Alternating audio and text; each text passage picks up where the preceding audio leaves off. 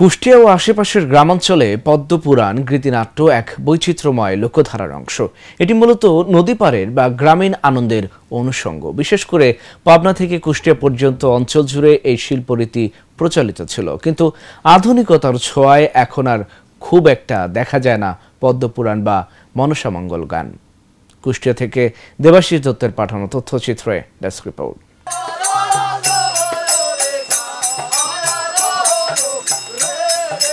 বিলুপ্ত হয়ে যাচ্ছে গ্রাম বাংলার ঐতিহ্যবাহী পদ্মা পুরাণ বা মনসামঙ্গল গান। হিন্দু পুরাণের জনপ্রিয় বেহুলা লক্ষিন্দরের কাহিনী মূলত এই গানের উপজীব্য। একসময় বর্ষার শেষে কুষ্টিয়ার গ্রামাঞ্চলে এই গীতিনাট্য মানুষের বিনোদনের অন্যতম মাধ্যম ছিল। তবে কালের বিবর্তনে এখন এই এলাকায় হাতে গোনা দুই একটি পদ্মা পুরাণ গানের দল টিকে আছে। আমার ওস্তাদ রিকাদ আলী, তার পিছনে আমি 36 বছর আমি এই জগতে আছি।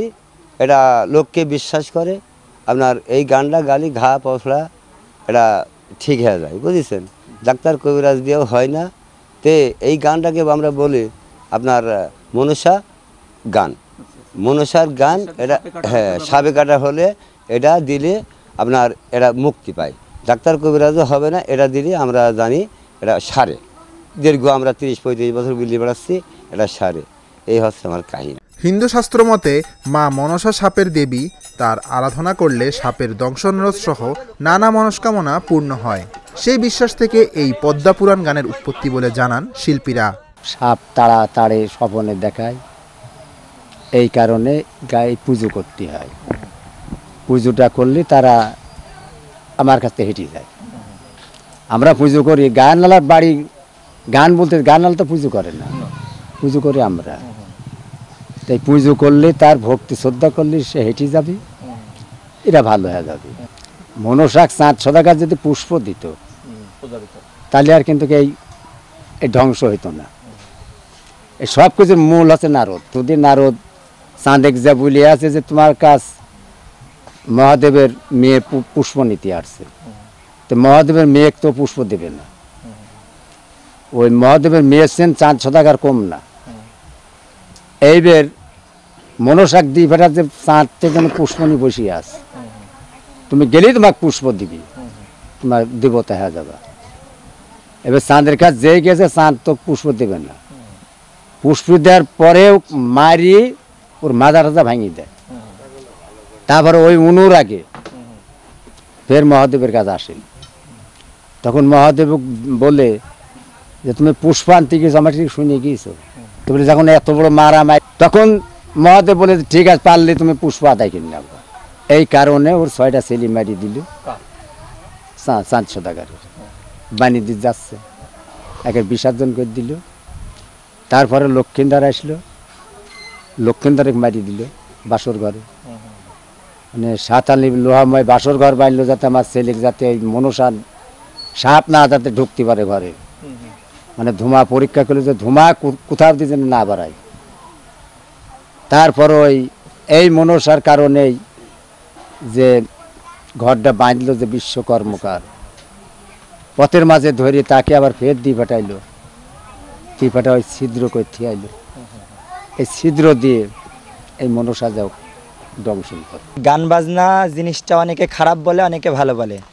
জিনিসটা মূলত খারাপ বিষয় না, গান বাজনা জিনিসটা ভালো। গান বাজনা আমাদের ভিতর থেকে আস্তে আস্তে আগে থেকে এখন বর্তমান অনেকটাই কম। তবে ছোটোবেলা থেকে আমাদের একটু আলাদা রকম গান বাজনার প্রতি আগ্রহ ছিল। এই কারণে মানে এই গান বাজনার জন্য মানে আমরা মানে এই পেশাটা বেছে নিয়েছি আমি। তবে গান বাজনা করতে ভালোই লাগে, খারাপ না।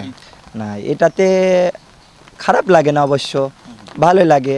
অনেকে বলে যে এরকম যে পুরুষ মানুষ মহিলা সে যে গান করছে, কারণ আমরা তো সম্পূর্ণভাবে করি না।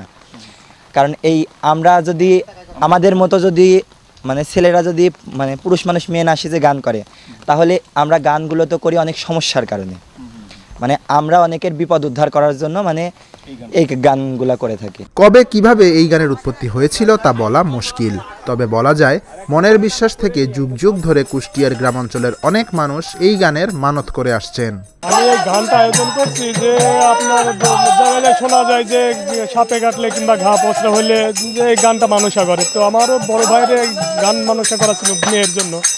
তো আমি ওই টাইমে আমিও মানসা করছিলাম যে আল্লাহ যদি আমার ছেলে সন্তান দেয় তাহলে আমি এই গান একটু দেবো। তাহলে আমার ছেলে সন্তান দিছে, এই কারণে আমি এই গানটা আয়োজন করছি। জি, এটা আমিও জানি যে এটা হিন্দু ধর্মের ইয়ে, তারপরেও এখন এটা বিশ্বাসের উপরে অনেকে বিশ্বাস করে, তারপরেও আমরাও ওইভাবে বিশ্বাস করছি, এই কারণে গানটা দিয়ে দিচ্ছি। এখন আর মানুষের ভিতরে আর সেই শখ জিনিসটা নাই। আগে ছিল না কারেন্ট, ছিল না টাচ ফোন, ছিল না গাড়ি ঘোড়া, মানুষের মনে আনন্দ ছিল, এখন আর ওইগুলো নাই। এখন এই যে আমরা যেখানে গান করছি, এই গানগুলো এই যে ক্যামেরায় উঠে যাচ্ছে, নেটে সার্চ দিলে বের হয়ে যাচ্ছে।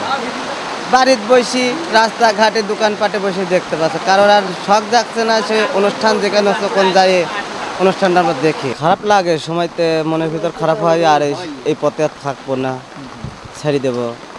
ওই সময়তে আবার ভালো হয়, যখন মনের ব্যাপার, যখন ভালো লাগে তখন আবার মন বলে যাই, মন যদি ভালো যদি না লাগে তাহলে মন করে বাদ দিয়ে দেব। তারপরে এখন শিখে ফেলেছে, এখন যদি না আসে এই একটা মনসামঙ্গল গান, এটা তো হিন্দু শাস্ত্রের গান, সনাতন ধর্ম, কিন্তু মুসলমানের বাড়ি হচ্ছে। তো এই গানের দলে 10 থেকে 12 জন শিল্পী থাকেন, আর নারী চরিত্রগুলো ফুটিয়ে তুলতে নারী সেজে গানে অংশ নেন কম বয়সী পুরুষরা।